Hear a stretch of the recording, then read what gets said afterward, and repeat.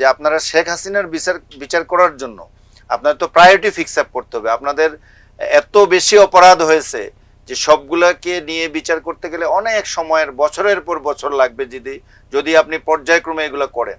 তো এই মুহূর্তে দেশবাসীর যেটা প্রত্যাশা যে মেইন এর পিছনে সারা বাংলাদেশে এই পরিস্থিতি সৃষ্টির পিছনে যে জড়িত শেখ হাসিনা, এই শেখ হাসিনার বিচার করার জন্য যতটুকু আপনার করা প্রয়োজন এটাকে কি আপনার প্রায়োরিটি দিচ্ছেন নাকি সবগুলো নিয়ে আপনারা একসাথে আগাচ্ছেন? চমৎকার প্রশ্ন। আমরা প্রায়োরিটাইজ করেছি শেখ হাসিনার সহ সুপ্রিম কমান্ডার যারা টপ কমান্ডারের বিচারটা আগে করার। প্রত্যেকেরই বিচার হতে হবে, কিন্তু সেটা তদন্ত সময় সাপেক্ষ, বিচার প্রক্রিয়াও সময় সাপেক্ষ, ধীরে ধীরে আগাচ্ছে। 700-800 আয়না করা আছে, আমরা কিন্তু ওগুলোর পিছনে দৌড়াচ্ছি না। প্রধান কয়েকটার ব্যাপারে আমরা কাজ করেছি এবং সেগুলোকে একটা পরিণতির দিকে নিয়ে আসছি। কিন্তু সবার আগে আমরা জুলাই আগস্টে যেগুলো তরতাজা স্মৃতি, এভিডেন্স গুলো তরতাজা, সেটাকে আমরা আগে করছি, প্রায়োরিটি দিচ্ছি। এবং সেটারই তদন্ত, 4টার তদন্ত শেষ হয়ে এসেছে এবং সেটার বিচারগুলো আগে শুরু হবে। এবং এরপরে পরের ধাপে এই যে গুম এবং এই এক্সট্রা জুডিশিয়াল কিলিং এর যে বাকি পর্বটা, সেটাও চলমান থাকবে ক্রমান্বয়ে।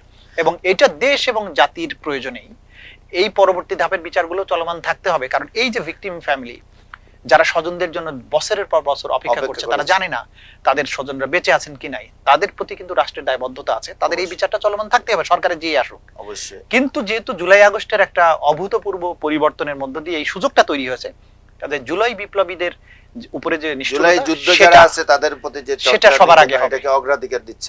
আরেকটা বিষয় যে একটা পপুলার বিষয় যে শেখ হাসিনাকে ফিরিয়ে আনার বিষয়, আপনি যদি একটু বলেন যে শেখ হাসিনাকে ফিরিয়ে এনে বিচার আর তার অনুপস্থিতিতে বিচার, এর মধ্যে কি তফাৎ, কিংবা এতে আপনাদের সময়ের কোনো হেরফের হবে কিনা?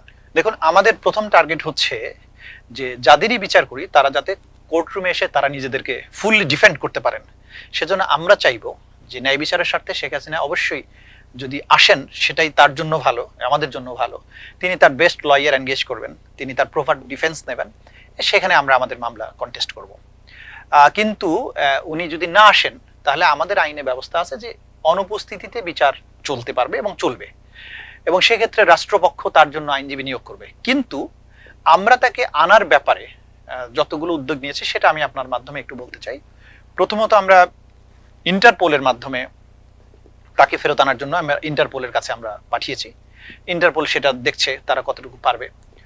দ্বিতীয়টা হচ্ছে ভারতের সাথে বাংলাদেশের যে সম্পাদিত অপরাধীর বহিঃসমর্পণ চুক্তি বলে এক্সট্রাডিশন ট্রিটি, এটা 2013 সালে বাংলাদেশের সাথে শেখ হাসিনার গভর্নমেন্ট থাকার সময় ভারতের সাথে হয়েছিল। সেইটার অনুযায়ী আমরা শেখ হাসিনাকে ফেরত চেয়েছি। ভারত এটা রিকোয়েস্টটা বাংলাদেশ সরকারের কাছে রিসিভ করেছেন, কিন্তু ভারত সরকার এই ব্যাপারে কোনো বক্তব্য দেননি, কোনো রিপ্লাই দেননি। তা আমরা অপেক্ষায় আছি। এবং আপনারা জানেন যে রিসেন্টলি বিমস্টেকের সম্মেলনে প্রফেসর ইউনুস ভারতের প্রধানমন্ত্রীর কাছে এই বিষয়টা উত্থাপন করেছেন। ভারত যদিও জবাব দেয়নি, হয়তো এটাও একটা ফার্দার রিকোয়েস্ট রাষ্ট্রের পক্ষ থেকে যতটুকু করা সম্ভব।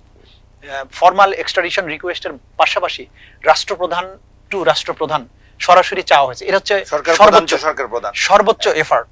এর বাইরে তো আর আমরা কিছু করার নেই। এরপরে যদি উনি না আসেন, তাহলে অনুপস্থিতিতে বিচার। না, এখন আমার প্রশ্নটা ছিল যে আপনি তার উপস্থিতিতে বিচার আর অনুপস্থিতিতে বিচার, এতে কি বিচারের মধ্যে কোনো ধরনের তফাৎ হবে, ফারাক? বিচার একই স্ট্যান্ডার্ডের বিচার হবে, একই স্ট্যান্ডার্ডের বিচার। তার উপস্থিতিটা এখানে ম্যান্ডেটরি কিছু না? না, ম্যান্ডেটরি যদি মানে ম্যান্ডেটরি হলে ম্যান্ডেটরি বটেই, কিন্তু যদি না হয় তাহলে বিচারে কোনো সমস্যা হবে না, বিচারটা করা যাবে। এবং তার যে পানিশমেন্ট পাওয়ার কথা, সেই পানিশমেন্ট যদি হয় সেটাও এখান থেকে সাব্যস্ত করা সম্ভব, সেটাই আমি বলতে চাচ্ছি। কিন্তু এতে কি বিচার প্রক্রিয়াটা, উনি হাজির না হওয়ার কারণে বিচার প্রক্রিয়াটা কি কিছুটা হলেও একটু বেশি সময় লাগবে? না, হাজির না হলে তো এরকম সময় লাগার কথা। কারণ হচ্ছে যে উনি হাজির হলে তার গ্রাউন্ডে তার আইনজীবীরা যেভাবে ফাইট করতে পারতেন, যত বেশি ডকুমেন্টস দিতে পারতেন, স্টেট ডিফেন্স লয়ারের পক্ষে সব তথ্য তার পক্ষে নাও পেতে পারে। কারণ স্টেট ডিফেন্স লয়ার ওনার সাথে তো কোনো যোগাযোগ করতে পারছেন না, ওনার বক্তব্যটা নিতে পারছেন না। সুতরাং স্টেট ডিফেন্স লয়ারকে যে প্রাপ্ত যে ডকুমেন্টস আছে সেটার উপরে নির্ভর করতে হবে। সুতরাং সময় খুব বেশি পার্থক্য হবে না, হয়তো অনুপস্থিতিতে বিচারের ক্ষেত্রে বরং একটু কমই সময় লাগবে। আরেকটা বিষয় যে একটা অভিযোগ আছে, বলা যায় যে এখন পর্যন্ত, আমি যদি আপনার কাছে শুরুতে একটা স্ট্যাটিস্টিক্স চাই যে এখন পর্যন্ত কতগুলো মামলা বিচারের জন্য আপনাদের ট্রাইব্যুনালে গেছে। আমরা তো জানি প্রায় 400-র মতো আবেদন জমা পড়েছিল, এর মধ্যে কতগুলোকে আপনারা গ্রহণ করেছেন এবং এটার টোটাল স্ট্যাটিস্টিক্সটা কি একটু যদি আমাদেরকে বলেন। আমাদের কাছে তদন্ত সংস্থা এবং প্রসিকিউটরের অফিস এই দুই জায়গায় ভিকটিম পরিবারের পক্ষ থেকে ৩৩০টা অভিযোগ আমরা আমাদের হাতে পেয়েছি। এর মধ্যে এটার উপর ভিত্তি করে আমরা ওইখানে কমপ্লেন্ট রেজিস্টার ভুক্ত করে এই ৩৩০টাকে ৩৭টা কমপ্লেন্ট রেজিস্টারের আন্ডারে তদন্ত চলছে। আচ্ছা, 37টা তদন্ত হচ্ছে। সেটার মধ্যে ভিত্তি করে 23টা মিসসেলেনিয়াস কেস বা মিস কেস বলি আমরা, সেটা আমরা কোর্টে ফাইল করেছি। এই যেমন আসামিদের গ্রেফতার ইত্যাদি 23টা মিস কেস চলমান আছে। এর মধ্যে আমি কয়েকটা পরিসংখ্যান আপনাকে দিয়ে দিই। এই 23টা মিসেলেনিয়াস কেসে মোট 120 জন আসামি আছে, তার মধ্যে 40 জন গ্রেফতার আছে আর 80 জন এখনো পলাতক আছে। এর মধ্যে আপনি যদি পরিসংখ্যান চান, এর মধ্যে 45.9% হচ্ছেন পুলিশ, 46% হচ্ছেন সিভিলিয়ান অর্থাৎ মন্ত্রী, এমপি, আওয়ামী লীগের নেতৃবৃন্দ, আর সামরিক বাহিনীর সদস্য আছেন 7.4%।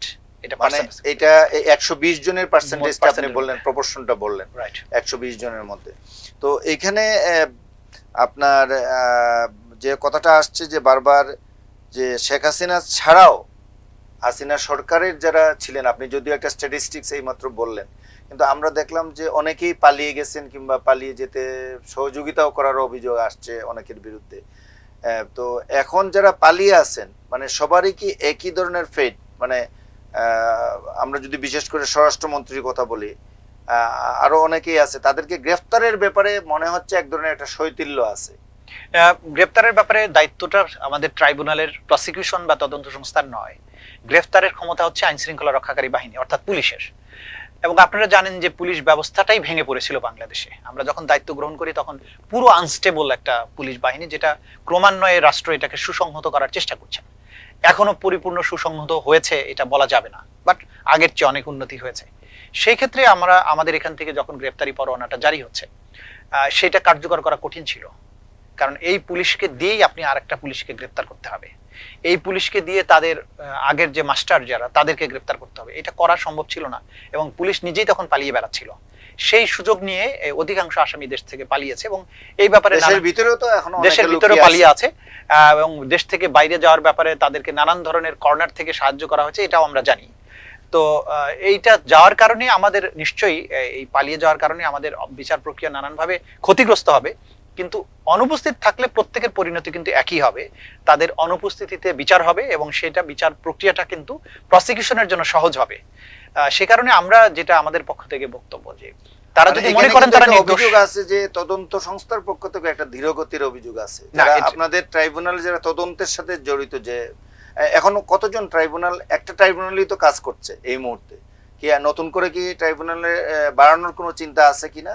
আচ্ছা, শেষের প্রশ্ন দিয়ে আমি শুরু করছি। এখানে বিচারের যে ভলিউম আমরা সামনে এক্সপেক্ট করছি, সেই অনুযায়ী এখানে একটা ট্রাইব্যুনালে আসলে কঠিন হবে। সেকেন্ড ট্রাইব্যুনাল করার ব্যাপারে রাষ্ট্র ভাবছেন এবং এই ব্যাপারে ইতিবাচক সিদ্ধান্তই হয়ে আছে। সেকেন্ড ট্রাইব্যুনাল হয়তো যে কোনো সময় হবে। আর আমাদের তদন্ত সংস্থায় এখন পর্যন্ত 24 জন তদন্ত কর্মকর্তা আছেন মাত্র। হ্যাঁ, তারা এই জনবল নিয়েই তদন্ত করছেন এবং সেখানে তাদের ধীরগতির ব্যাপারে অভিযোগটা সঠিক নয়, কারণ কাজের যে ভলিউম এইটা এই অনুযায়ী যা এগিয়েছে এটা অসাধারণ। কারণ এই পরিমাণ জনবল নেই 24 জনের মধ্যে, তাও লাস্টের যে 7 জন পরে এসেছেন, প্রথমে তো 17-18 জন ছিলেন। তো এই কারণে এখানে আপনার তদন্ত সংস্থা যে কাজটা করেছে এটা অসাধারণ কাজ তারা করেছেন। আমার প্রসিকিউশনে কতজন আছে? প্রসিকিউশনে সর্বশেষ 4 জনের নিয়োগের মধ্য দিয়ে এখন 17 জন। আগে তাহলে মাত্র 24 এবং 17। হ্যাঁ, আর বিচারক আছেন একটা ট্রাইব্যুনালে 3 জন বিচারক আছে। তো এর মধ্য দিয়ে যেটা আগাচ্ছে সেটা আমি মনে করি যে প্রত্যাশার চেয়ে বেশি কাজ হয়েছে।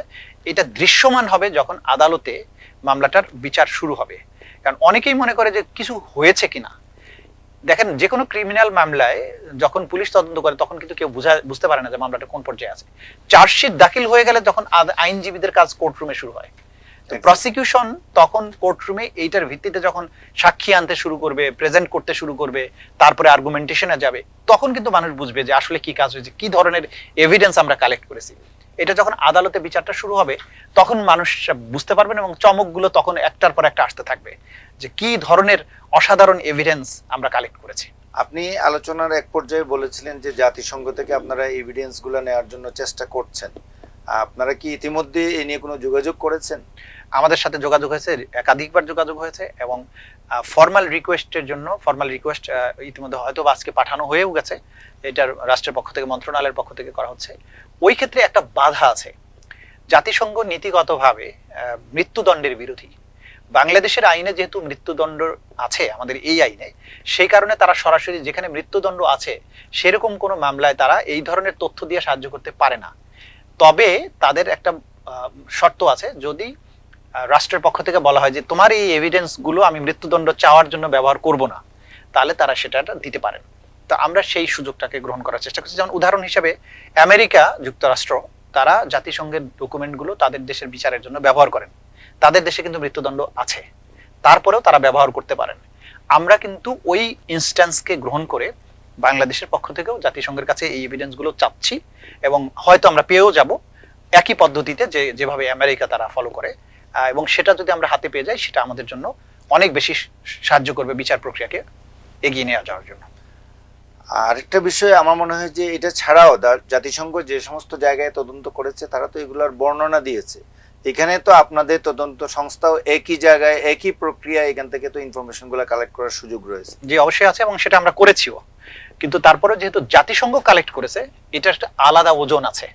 সে কারণে আমাদের তদন্ত সংস্থার প্রাপ্ত তথ্যের সাথে যদি জাতিসংঘটাকেও অ্যাড করা হয়, এটার ওজনটা অনেক বাড়বে, এটার বিশ্বাসযোগ্যতা এবং এটা স্ট্রেংথ অনেক বেশি বাড়বে। আর দুটো প্রশ্ন আপনাকে করব। একটা হলো যে মানুষের মনে একটা প্রশ্ন, যদিও এটা আপনার জুরিসডিকশনে পড়ে না, আমি জেনেও আমি বলছি যে আসলে শেখ হাসিনাকে চূড়ান্ত বিচারের মুখোমুখি করতে প্রক্রিয়া শুরু নয়, এটা শেষ করার জন্য কতদিন সময় লাগতে পারে? এটা একজন আইনজীবী হিসেবে আপনি বলতে পারেন যে একটা ধারণাই, যেহেতু এই প্রক্রিয়াটা সম্পর্কে আপনি আইসিটি আইনের ব্যাপারে আপনি খুবই ভালো জানেন এবং অনেক দিন থেকে আপনি এর সাথে সম্পৃক্ত ছিলেন, আগে থেকেই সম্পৃক্ত ছিলেন, ডিফেন্স লয়ার ছিলেন আপনি দীর্ঘদিন। চিফ প্রসিকিউটর হিসেবে অথবা প্রসিকিউটর হিসেবে এই প্রশ্নের জবাব আমার দেয়া ঠিক হবে না, কারণ বিচারের জন্য যতটুকু সময় প্রয়োজন এটা আদালত নির্ধারণ করেন। আমি যদি একটা গাইডলাইন ধরে দেই বা আউটলাইন দিয়ে দিই এতদিনের মধ্যে হওয়া সম্ভব, তখন এটা একটা বিচার প্রক্রিয়ার প্রতি প্রভাব বিস্তার করার মতো একটা বিষয় হয়। আমাদের মাথায় রাখতে হবে যে জনপ্রত্যাশা হচ্ছে দ্রুত তাকে এনে সাজা যেন দেওয়া হয়, কিন্তু আমরা জনপ্রত্যাশার চাপে কিন্তু বিচার করতে পারবো না। আমাদেরকে চাপটা সহ্য করতে হবে, আমরা আমাদের গতিতেই কাজ করতে হবে। সুতরাং আমরা যদি টাইম বেঁধে দেই, এটা আদালতের উপর হস্তক্ষেপের মতো হবে। কন্টিনিউয়াসলি আমাদের আইনে যেগুলো আছে, যখন চার্জ গঠন হবে, এভিডেন্সের গ্রহণের প্রক্রিয়াটা শুরু হবে কন্টিনিউয়াসলি। আপনি যদি পুরো প্রসেসটা আর একটু বলেন যে আমাদের দর্শক শ্রোতাদের উদ্দেশ্যে, যে এটার জন্য এতদিন সময় লাগতে পারে যদি আমরা দ্রুত করি, মানে এটা যদি একটু বলেন। সময় একেবারেই বেঁধে দেওয়া সম্ভব না। তদন্ত শেষ হবে, তদন্ত শেষ হলে তদন্ত রিপোর্ট দাখিল হবে প্রধান চিফ প্রসিকিউটর বরাবরে। চিফ প্রসিকিউটর এই তদন্ত রিপোর্টের উপর ভিত্তি করে ফর্মাল চার্জ বা আনুষ্ঠানিক অভিযোগ, যেটা এই মাসে হতে যাচ্ছে, এটা এই মাসে হতে হবে, যাচ্ছে, অন্তত একটা মামলায় হবে, একটা মামলায় হবে, এটা মানে হাসিনার মামলায় হবে। এটার মধ্যে না, শেখ হাসিনার মামলা তো আছেই, শেখ হাসিনার বিরুদ্ধে আমরা তদন্তটা আলাদা মামলা যেটা করছেন সেটার জন্য আরেকটু সময় লাগবে। হ্যাঁ, তো এই ফর্মাল চার্জ দাখিল হবে কোর্টে। ফর্মাল চার্জ দাখিল হওয়ার পরে প্রক্রিয়াটা হচ্ছে, ফর্মাল চার্জ দাখিলের পরে চার্জ শুনানির জন্য থাকে, কিন্তু চার্জ শুনানির আগে যদি আসামি পলাতক থাকে তাদের জন্য হাজির হওয়ার জন্য একটা সময় বেঁধে দিয়ে পত্রিকায় বিজ্ঞপ্তি দেওয়া হয়। সেই টাইম পার হওয়ার পরে ফর্মাল চার্জের উপরে শুনানি হয়। কতদিন সেই টাইমটা? আমি এই জন্য আপনার কাছে স্পেসিফিক 15 দিন সময় দিয়ে করতে। এরপরে এই 15 দিন শেষ হওয়ার পরে যদি হাজির না হয়, তখন এটা চার্জ শুনানি হয়ে যাবে। চার্জ শুনানি হয়ে তাদের জন্য রাষ্ট্র কর্তৃক স্টেট ডিফেন্স লয়ার নিযুক্ত হবে। স্টেট ডিফেন্স লয়ার নিযুক্ত হওয়ার পরে তাদেরকে প্রসিকিউশনের যে সমস্ত প্রাপ্ত তথ্য, ডকুমেন্টস, এগুলো তাদেরকে সরবরাহ করতে হবে আইন অনুযায়ী। সরবরাহ করে তাদের বলতে হবে 3 সপ্তাহ তোমার সময়, তুমি এটা প্রস্তুতি নাও। 3 সপ্তাহ পরে আনুষ্ঠানিক বিচারটা শুরু হয়ে যাবে। আনুষ্ঠানিক বিচার বলতে তখন সাক্ষ্য গ্রহণটা শুরু হবে। সাক্ষ্য গ্রহণের পরে যুক্তিতর্ক এবং রায়। এগুলা সাধারণত আপনার অতীত অভিজ্ঞতা, এই সময়টা খুব দ্রুত হলে কত সময় লাগে? না, এটা আমি একেবারেই বলতে চাই না, কারণ আপনি কন্টিনিউয়াসলি প্রতিদিনই চলতে পারে। সেটা 3 মাস হতে পারে, সেটা 6 মাস হতে পারে, এটা 6 বছরও হতে পারে। এটা নির্ধারণ করবেন আদালত। তবে যেহেতু আপনার ধরেন কথার কথা, শেখ হাসিনার মামলা আমি সবাই যদি আইন মেনে খুব দ্রুত এটা করেন, আমি বলছি যে সব আইন মেনে দ্রুত করেন। আপনি মনে করেন আপনি চিফ প্রসিকিউটর হিসেবে নয়, আপনি ডিফেন্স লয়ার হিসেবে আপনার যে অভিজ্ঞতা আছে, এটা কত, মানে আইনে কত দিনের কথা বলা আছে? আপনি এটুকুই বলেন। আইনে কোনো সুনির্দিষ্ট সময় বলা নেই। এসব মামলার ব্যাপারে কোনো টাইম বেঁধে দেওয়া যায় না। সেটা এবছরের সেটাই, মধ্যে সেটাই আমি একাধিক মামলার রায় হতে পারে, অনেকগুলো মামলারই রায় হতে পারে, আবার একটারও নাও হতে পারে। আমি যদি বলি যে এই বছরের মধ্যে হওয়া সম্ভব, তাহলে জনমনে একটা প্রত্যাশা তৈরি হবে যে বা যে কেউ বলতে পারে যে উনি কেন টাইম বেঁধে দিচ্ছেন, এটা তো আদালত বলবে, এবং আদালত এটার জন্য আমাকে কন্টেম্প করতে পারে যে আপনি কেন বললেন যে এই বছরের মধ্যে শেষ হওয়া সম্ভব। ঠিক আছে, এটা আমি সম্ভব আমি কি চাই না সম্ভব যে নয়, আদালত আপনাকে condemn সেটা করুক, আমরা আদালতই এটা চাই না একমাত্র কখনো। ঠিক করতে পারবেন। সব শেষ আমি বলবো যে দেশবাসী কিংবা ভিকটিম ফ্যামিলির উদ্দেশ্যে আপনার যদি কিছু বলার থাকে। যে আমাদের দেশবাসীর প্রতি এবং ভিকটিম পরিবারের প্রতি আমাদের আহ্বান থাকবে যে যা আপনাদের স্বজনেরা যারা জীবন দিয়েছেন, তারা বাংলাদেশের মানুষের আবেগের উৎস, তারা রাষ্ট্রের সম্পদ, এই জাতির সম্পদ, এবং আপনাদের সন্তান এবং স্বজনদের রক্তের বিনিময়েই আজকের বাংলাদেশ নতুন করে স্বাধীন হয়েছে, একটা মুক্ত পরিবেশ এই জাতি উপহার পেয়েছে। সেই জায়গায় এই তাদের উপরে যে জুলুম যারা করেছিল, তাদেরকে হত্যা যারা করেছিল, আহত যারা করেছিল, তাদের বিচারের জন্য এই ভিকটিম পরিবারের দেশবাসীর সহযোগিতা অসম্ভব প্রয়োজনীয়। আপনারা এই ট্রাইব্যুনালের প্রসিকিউশন তদন্ত সংস্থার উপরে আস্থা রাখুন, তারা প্রত্যেকেই কমিটেড, তারা জীবন বাজি রেখে কাজ করছেন। ইনশাল্লাহ আপনাদের যে কাঙ্ক্ষিত বিচার, এই প্রসিকিউশন আপনাদেরকে খুব দ্রুতই উপহার দিতে সক্ষম হবেন। আপনাদের প্রতি রিকোয়েস্ট একটাই যে আপনারা আমাদের প্রতি আস্থা রাখুন।